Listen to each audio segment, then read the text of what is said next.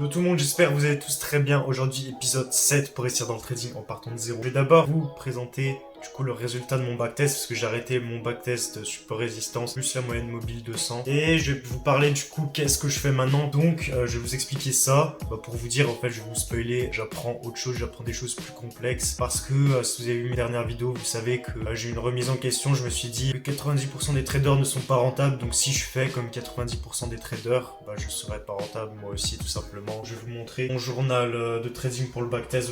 Apparemment il est pas foufou. Moi franchement je le trouve pas mal, donc là j'ai tout voilà, donc j'ai pas mal de trades. Vous voyez que j'ai pratiquement rien fait, mais du coup à la fin je suis passé en M15 alors qu'au début j'ai commencé en H4. Avant je prenais position tout sur du H4. Vous allez voir comment je trade. Alors tout simplement je traçais mes zones de support résistance, voilà, donc là ça rejette, bang, après là hop ça rejette, ça va là, ça rejette, bang. Enfin bref, j'ai aucune vision du marché encore maintenant là. Mais j'essaie de la développer justement. Et du coup, voilà, vous voyez que c'est passé. Mais bon, c'est trop simpliste. Genre, du coup, la moyenne mobile, c'est elle. Je vais faire que des achats, que des longues quand on est au-dessus de la moyenne mobile 200. Et quand on est en dessous, je vais faire que des ventes, tout simplement. Du coup, je me suis mal exprimé. Pourquoi j'ai décidé de faire une autre stratégie, même si elle était rentable, tout simplement parce que j'ai pas envie de prendre position alors que je comprends rien au marché. Genre, pourquoi le marché monte à ce moment précis? Pourquoi il descend à ce moment précis? J'ai pas envie de prendre des trades juste pour prendre des trades. En fait, j'essaie de faire des trucs plus complexes et d'améliorer ma compréhension des marchés. Mais bref, du coup, je vais vous montrer ma nouvelle stratégie. Ah merde, j'ai oublié de vous présenter les résultats du coup. J'ai fait 34% sur mon capital. Du coup, avec un capital de 10 000 euros, j'aurais fini à 13 400 euros. À 13 400 euros. Ah, je suis fort en maths, hein, ouais. Et du coup, en 146 trades, du coup, je vais vous montrer. Là, j'ai utilisé tout l'outil replay, donc je suis allé sur une grosse hausse, donc on sait déjà que ça baisse. Hein, je suis pas devin et tout.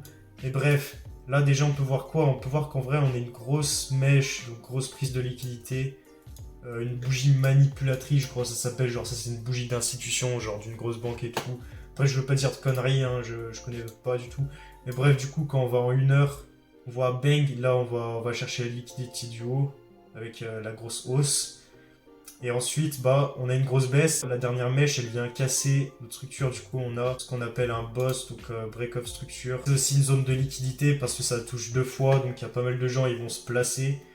Du coup, quand on va en 15 minutes, qu'est-ce qu'on a? Le prix, il va remonter. Et du coup, moi, si je trace ma dernière zone d'imbalance, elle va être tout simplement ici. Je pourrais vous expliquer ça dans une prochaine vidéo, mais en vrai, les zones d'imbalance, c'est vraiment quelque chose de pas mal. Et du coup, notre zone de PY, pour moi, elle est ici. La zone de PY, c'est là où les institutions manipulent en quelque sorte le prix.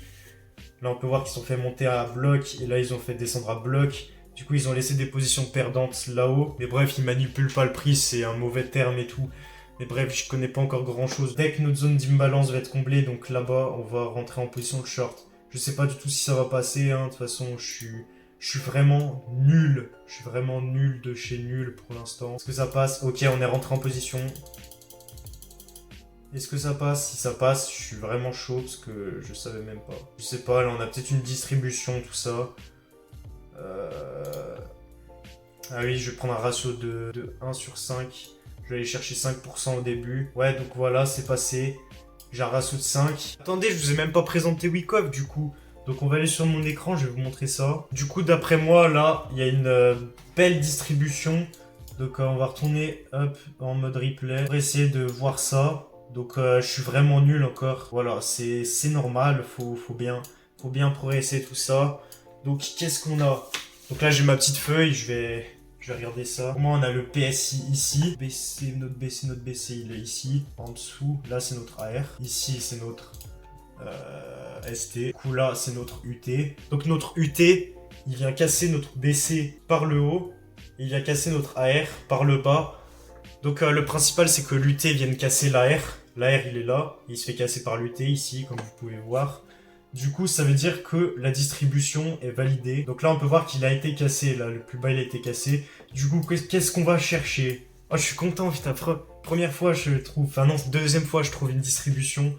Donc, de toute façon, c'est le début. Il faut bien... Voilà, donc on va essayer de combler notre zone d'imbalance qui est ici.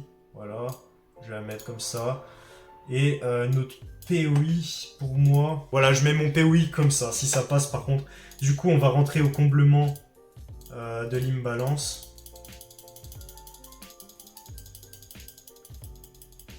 Ok, bah c'est pas venu combler, je suis nul, voilà, tout simplement. Bref, c'est pas grave, j'ai loupé, mais bref, j'ai réussi à repérer une zone de distribution, du coup je suis content, voilà. Donc du coup, avec quoi je vais trader? Je vais trader justement avec les imbalances et POI. Je vais essayer de repérer la liquidité pour pouvoir rentrer en même temps que les banques, donc les gros fonds, les gros requins comme on appelle tout ça. Moi je suis un petit poisson et mon but c'est de me faufiler derrière le requin. Là je suis en train d'apprendre le week off. Là c'est une zone d'accumulation. Et là c'est une zone de distribution. Donc voilà, je vous ai présenté un peu ma stratégie, tout ça. Donc voilà, je vous tiens au courant, mais en tout cas, j'essaye de progresser tout ça. J'essaye de faire des choses un peu plus complexes parce que c'est comme ça qu'on va devenir rentable. J'essaye d'élargir ma compréhension et comprendre pourquoi il y a des grosses montées, pourquoi il y a des grosses descentes. Moi je vous souhaite une très bonne journée, c'était Nathan.